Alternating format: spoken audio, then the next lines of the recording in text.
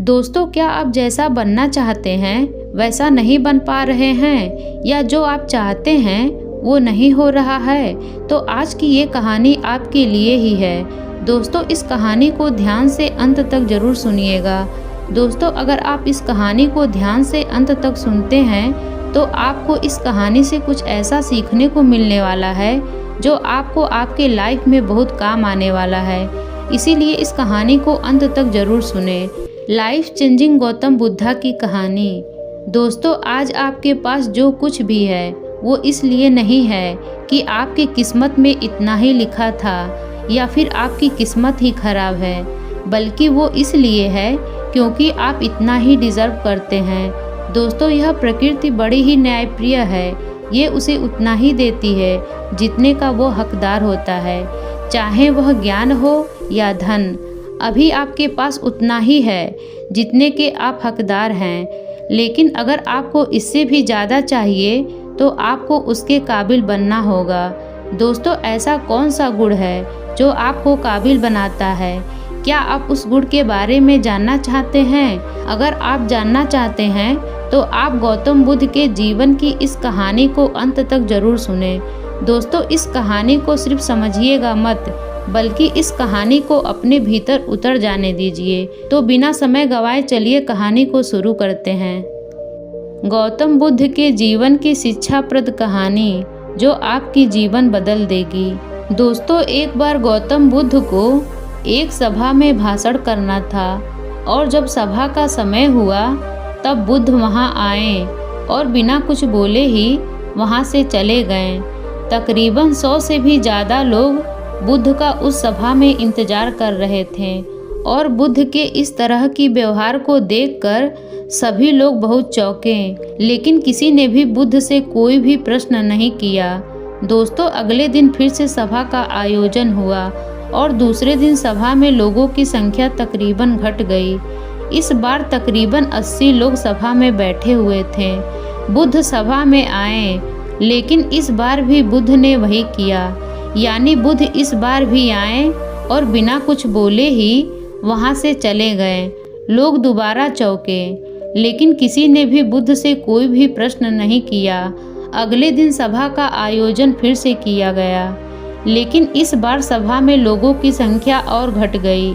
इस बार सभा में केवल 50 लोग ही आए हुए थे। बुद्ध सभा में फिर से आए और उन्होंने इधर उधर देखा और बिना कुछ बोले ही सभा से चले गए। उसके बाद कुछ लोग क्रोधित भी हुए क्योंकि लोगों ने अपना काम छोड़ कर आए हुए थे, लेकिन किसी ने भी बुद्ध से कोई भी प्रश्न नहीं किया। अगले दिन फिर से सभा का आयोजन हुआ। दोस्तों, आप लोग जो इस कहानी को सुन रहे हैं, आप में से कुछ लोग मन ही मन में कह रहे होंगे कि अरे कितनी बार सभा का आयोजन होगा, और आप लोगों को इस कहानी को सुनते वक्त इरिटेशन होना शुरू हुआ होगा।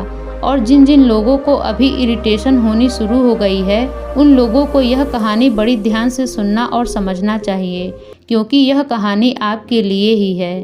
अगले दिन फिर से सभा का आयोजन हुआ, लेकिन इस बार सभा की संख्या और ज़्यादा घट गई थी, यानी इस बार सभा में सिर्फ 30 लोग ही थे।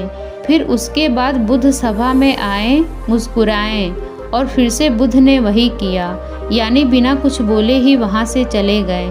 इस बार भी लोग बहुत क्रोधित हुए और इस बार लोगों ने पीछे से कुछ कहा भी और बड़बड़ाए भी, लेकिन बुद्ध ने उनके किसी भी प्रश्न का उत्तर नहीं दिया।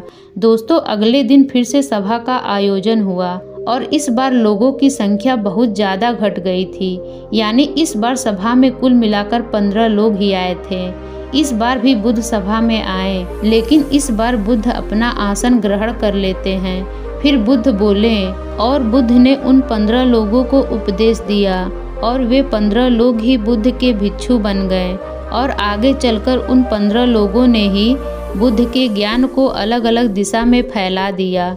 फिर एक दिन बुद्ध से किसी ने पूछा कि बुद्ध, आप कई दिनों तक बिना बोले ही सभा से क्यों चले जाते थे?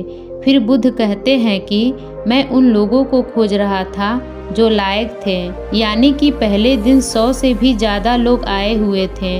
उनमें से ज़्यादातर लोग सिर्फ आए हुए थे, उन्हें मेरे उपदेश से कोई मतलब नहीं था, वे बस आ गए थे और उनमें से ज़्यादातर लोग सिर्फ देखने और सुनने आए हुए थे कि सभा में क्या होता है। वे मेरे काम के लोग नहीं थे, क्योंकि वे लोग मेरे ज्ञान को औरों तक नहीं पहुंचा सकते थे। मुझे तो उन लोगों की खोज थी जो मेरे ज्ञान को जन जन तक पहुंचा सके। कई दिनों तक सभा से बिना बोले मैं इसलिए चला गया क्योंकि मैं ये देखना चाहता था कि वे कौन लोग हैं जिनके भीतर वास्तव में प्यास है। जिन लोगों के भीतर वास्तव में प्यास थी वे लोग अंत तक जरूर रुके, और जो लोग बस वैसे ही आ गए थे वे लोग पहले या दूसरे दिन ही चले गए। जिनके भीतर धैर्य था उन्हें मुक्ति का मार्ग भी मिला, और जो लोग जल्दीबाजी में थे वे लोग अब घर में बैठे हुए हैं।